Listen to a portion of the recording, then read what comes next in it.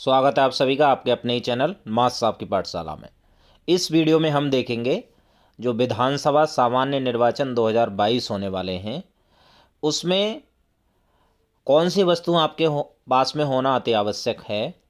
नियुक्ति होने पर, मतदान के एक दिन पूर्व, मतदान के दिन, वास्तविक मतदान के पूर्व, मतदान समय के दौरान और मतदान पूर्ण होने के पश्चात। क्या है बीयू, सीयू, वीवीपैट, कैसे कनेक्ट करना है, कहाँ पर इनको रखना है, काउंटर पर आपको क्या चेक करना है जब आपको सामान लेना है और जब सामान जमा करना है, क्या सावधानी आपको बरतनी है, क्या आपको गलती बिल्कुल भी नहीं करनी है। तो ये देखते हैं। सबसे पहले तो क्योंकि भारत में राष्ट्रीय महामारी कोरोना जिसका नाम ओमिक्रॉन अभी वेरिएंट चल रहा है, तो आपको उससे सबसे पहले बचाव करना है। सभी मतदान अधिकारी को आवश्यक रूप से कोविड-19 वैक्सीनेशन के दोनों डोज लगाना अनिवार्य है। विधानसभा निर्वाचन 2022 में कोविड के अंतर्गत निम्न निर्देशों का कड़ाई के साथ पूर्ण रूप से अनुपालन करना है। मतदान स्थल पर एक दिन पूर्व पूर्ण रूप से सैनिटाइजेशन की व्यवस्था कराना सुनिश्चित करें।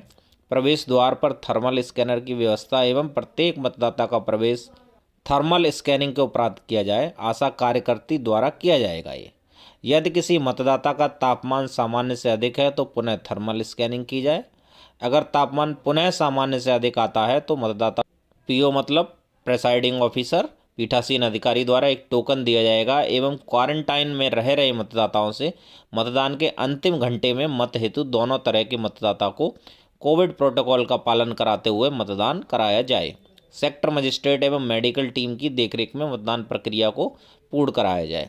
प्रशिक्षण एवं मतदान के समय सोशल डिस्टेंसिंग का पूर्ण रूप से पालन किया जाए। पीठासीन अधिकारी मतदान से पूर्व यह सुनिश्चित करेंगे कि प्रवेश द्वार के बाहर महिला, पुरुष व दिव्यांग वरिष्ठ मतदाता की पृथक पृथक 3 पंक्तियां लगाई जाए मतदेय स्थल पर उपलब्ध स्थान के अनुरूप। मतदान कक्ष के बाहर 15-20 मतदाताओं हेतु 6-6 फीट की दूरी पर पंक्ति में खड़े होने के लिए गोले बनाए जाएं प्रत्येक पंक्ति हेतु।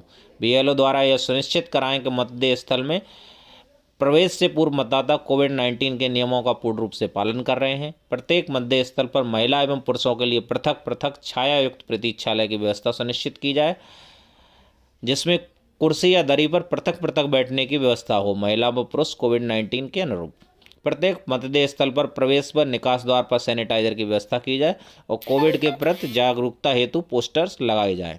यदि किसी पोलिंग एजेंट का तापमान सामान्य से अधिक है तो पीओ द्वारा रिलीवर को लगाया जाए। मतदाता की पहचान हेतु यदि आवश्यक हो तो मतदाता का मास्क नीचे कराया जाए। एक समय में प्रत्येक मतदान अधिकारी के समक्ष एक ही मतदाता सोशल डिस्टेंसिंग के अनुरूप खड़ा हुआ। अब देखिए, नियुक्ति होने पर क्या करना है। निर्वाचन ड्यूटी प्राप्त होने पर जिला निर्वाचन अधिकारी रिटर्निंग अधिकारी द्वारा निर्धारित तिथियों पर प्रशिक्षण स्थल पर उपस्थित होना है। आपको प्रत्येक मतदान कार्मिक को एक कोड नंबर आवंटित है जिसे हमेशा याद रखें। अपने कार्यालय अध्यक्षक के संपर्क में रहें जिससे द्वितीय प्रशिक्षण एवं प्रस्थान दिवस की जानकारी आपके कार्यालय अध्यक्ष के माध्यम से प्राप्त हो सके। ईवीएम एवं वीवीपैट से भलीभांति परिचित हो जाएं। इनका व्यावहारिक प्रशिक्षण प्राप्त कर लें। प्रशिक्षण से संबंधित सामग्री का ध्यानपूर्वक अध्ययन करना है। द्वितीय प्रशिक्षण के समय समस्त पीठासीन अधिकारी अपनी अपनी पोलिंग पार्टी से परिचय प्राप्त करते हुए समन्वय स्थापित कर लें। सामयिक और असामयिक विभिन्न प्रपत्रों की जानकारी एवं हस्तपुस्तिका को अंतिम रूप से पढ़ लें। द्वितीय प्रशिक्षण के समय संबंधित काउंटर से स्टेशनरी का थैला प्राप्त कर चेकलिस्ट से मिलान कर लें। ईवीएम वीवीपैट से संबंधित सभी शंकाओं को दूर कर लिया जाए जिससे निर्वाचन के समय किसी भी असुविधा से बचा जा सके। अब इसके बाद में मतदान के एक दिन पूर्व रवानगी स्थल पर आपको क्या करना है। मतदान के एक दिन पूर्व आपको निर्धारित समय पर पार्टियों की रवानगी स्थल पर आना है। यह सुनिश्चित करें कि आपको प्राप्त बैलेट यूनिट बीयू तथा कंट्रोल यूनिट सीयू आपकी मतदेय स्थल की ही है। मतदेय स्थल का नाम व नंबर तथा उसकी स्थिति एवं नियुक्ति आदेश को सावधानीपूर्वक जांच लें। पेपर सील की क्रम संख्या को चेक कर उसका नंबर नोट कर लें। चुनाव अभिकर्ता या प्रत्याशी के नमूना हस्ताक्षर प्राप्त कर लें जो मतदेय स्थल पर चुनाव अभिकर्ता के नियुक्ति पत्र पर किए गए। आप अपने पोलिंग पार्टी के साथ निर्धारित वाहन पर सेक्टर मजिस्ट्रेट को अवगत कराने के पश्चात ही प्रस्थान करेंगे। ये पीठासीन अधिकारी के काम है। पीठासीन अधिकारी सेक्टर मजिस्ट्रेट को अवगत कराएंगे और सारे जो P1, P2, P3 होंगे वो पीठासीन अधिकारी को कराएंगे। निर्वाचन सामग्री में ये आपको सारी चीज़ें मिलेंगी। EVM, इसमें होगा BU, CU और VVPAT। निर्वाचक नामावली की चिन्हित प्रति, निर्वाचक नामावली की वर्किंग प्रति, टेंडर मतपत्र, green pepper seal, strip seal, pink paper seal, address tag, special tag, मतदान रजिस्टर प्रारूप 17 का, अमिट स्याही, प्लास्टिक का डिब्बा, ब्रास सील, एरोक्रॉस मोहर, मतदाता स्लिप, प्रत्याशियों की सूची प्रारूप 7A, CSV सूची यदि हो, पीठासीन अधिकारी की डायरी, विभिन्न प्रकार के प्रारूप एवं लिफाफे तथा साइन बोर्ड, प्रत्याशी और निर्वाचन अभिकर्ता के हस्ताक्षर की प्रति एवं अन्य सामग्री प्राप्त कर मिलान कर लें। EVM एवं VVPAT से संबंधित क्या निर्देश हैं? कंट्रोल यूनिट का कैंडिडेट सेक्शन अच्छी तरह से सील हो और एड्रेस टैग सही लगा हो। सभी एड्रेस टैग पर मतदान केंद्र की संख्या व नाम की जांच कर लें। EVM VVPAT प्राप्त करते समय सुनिश्चित कर लें कि बैलेट यूनिट पर बैलेट पेपर ठीक ढंग से लगा हो। संबंधित बूथ के लिए EVM VVPAT के नंबरों का मिलान कर लिया जाए।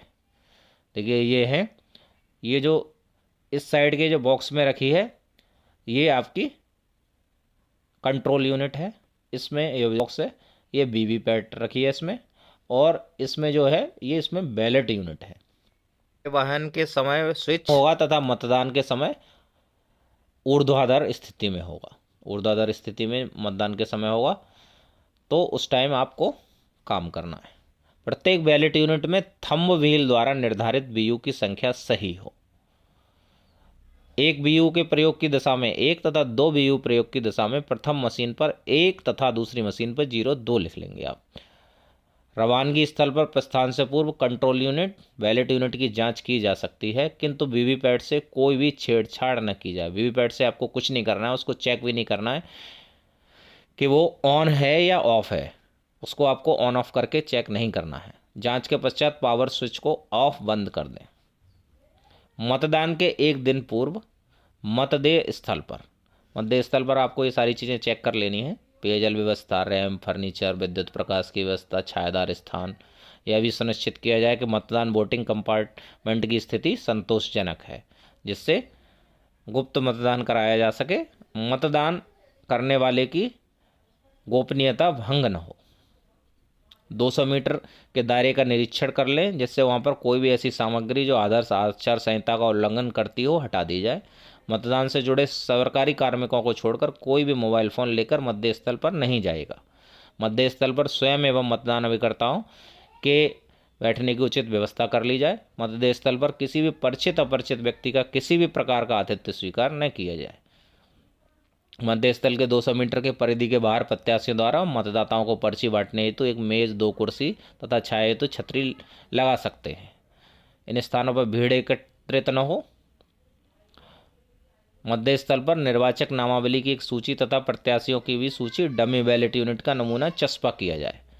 देखिए इस टाइप से है, ये आइडियल कंडीशन है और डिपेंड करता है कि किस टाइप से गेट बना हुआ है वहाँ पे। तो यहाँ पे गेट के सामने पोलिंग ऑफिसर 1 की चेयर रहेगी, क्योंकि जो भी बंदा आएगा वोट डालने वो सीधा पोलिंग ऑफिसर 1 के पास जाएगा, फिर पोलिंग ऑफिसर 2 के पास में जाएगा, फिर पोलिंग ऑफिसर 3 के पास में जाएगा। और ये वोटिंग कंपार्टमेंट होगा। जो वोटिंग कंपार्टमेंट इस टाइप से होगा कि यहाँ पर जो वोट डाल रहा है वोटर, वो किसी को भी नहीं दिखे कि वो किसको वोट दे रहा है।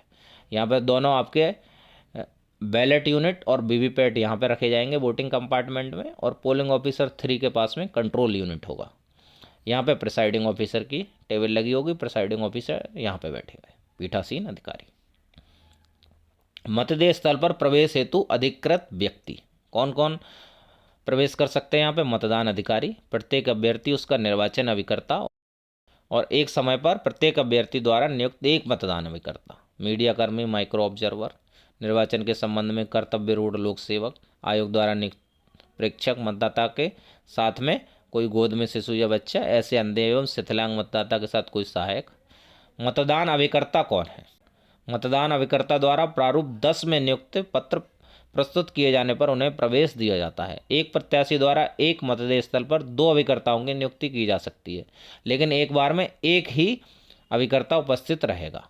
विभिन्न घोषणा पत्रों एवं सीलिंग प्रक्रिया में निर्धारित स्थान पर मतदान अभिकर्ताओं के यथासंभव हस्ताक्षर करवाए जाएंगे। मतदान अभिकर्ताओं के बैठने का क्रम सबसे पहले मान्यता प्राप्त राष्ट्रीय दल के, फिर प्रादेशिक दल के, फिर दूसरे राज्यों के मान्यता प्राप्त दल, फिर पंजीकृत अमान्यता प्राप्त दल, फिर निर्दलीय। मतदान के दिन वास्तविक मतदान के पूर्व। मतदान का दिन सर्वाधिक महत्वपूर्ण है। सुबह 5 बजे उठकर दैनिक कार्यों से मुक्त हो जाए। 200 मीटर के क्षेत्र का निरीक्षण कर लें। मतदान अभिकर्ता उनके प्रत्याशी द्वारा जारी किए गए प्राधिकार पत्र प्रस्तुत करने पर प्रवेश पत्र जारी कर देना है उनको। प्रातः 6 बजे न्यूनतम 2 मतदान अभिकर्ताओं की उपस्थिति में मॉक पोल कराना अनिवार्य है, और अगर कोई भी नहीं आता है तो 6:15 बजे आपको स्टार्ट कर देना है और उसकी रिकॉर्डिंग कर लेनी है। मॉक पोल कराना है तो मॉक पोल में आपको जब सबसे पहले आप वीवीपैट को, बीयू और सीयू को, तीनों को आपस में जोड़ेंगे, ऑन करेंगे जब वीवीपैट को, तो 7 पर्चियाँ टेस्ट के फॉर्म में निकलेंगी, ऑटो टेस्ट में निकलेंगी, और जिन पर नॉट फॉर काउंट लिखा होगा तो उनको आपको काउंट नहीं करना है। मॉक पोल अब प्रारंभ करने से पूर्व सीआरसी का मतलब होता है क्लोज, रिजल्ट और क्लियर। यदि लिंक एरर प्रदर्शित हो रहा है तो केवल को पुनः ठीक से लगाएं। कुछ क्षण बाद उम्मीदवारों की संख्या, कुल पड़े मत 0 तथा उम्मीदवारों के लिए पड़े मतों की संख्या 0 प्रदर्शित होगी। इसका मतलब वो सारी चीज़ें सही हैं, तो वो आपको फिर स्टार्ट करना है। देखिए, जो कंट्रोल यूनिट है वो वीवीपैट से लगेगी, वीवीपैट बीयू से लगेगी। तो इस टाइप से आपको कनेक्ट करना है। फिर मॉक पोल आपको स्टार्ट करना है। कम से कम 50 मत आपको डलवाने हैं नोटा सहित। संतुष्ट हो लें कि वीवीपैट में बीयू के प्रत्याशियों से संबंधित चुनाव चिन्ह के ही स्लिप आ रहे हैं। मॉक पोल समाप्त करने हेतु क्लोज बटन दबाने के कुछ समय बाद रिजल्ट बटन दबाएं तथा उसका मिलान करते हुए मॉक पोल का प्रमाण पत्र स्वयं तथा मतदान अभिकर्ताओं के हस्ताक्षर के उपरांत जारी करें। अब क्लियर बटन दबाकर वास्तविक मतदान के लिए मशीन सील करते हुए तैयार करें। कितने टाइप के मतदाता होते हैं और आपको क्या क्या चीज़ें चेक करनी है, कितनी कितनी क्वांटिटी होंगी, और किस किस टाइप के वोट्स पड़ सकते हैं, तो किस टाइप से आप अभिलेखीकरण करेंगे, साथ में आप कैसे फॉर्म वगैरह भरेंगे, P1, P2, P3 के क्या क्या कार्य हैं, ये सारा कुछ हम आने वाले वीडियोज़ में डिस्कस करेंगे। अगर आप चैनल पर नए हैं तो चैनल को सब्सक्राइब कर लें। Thanks for watching.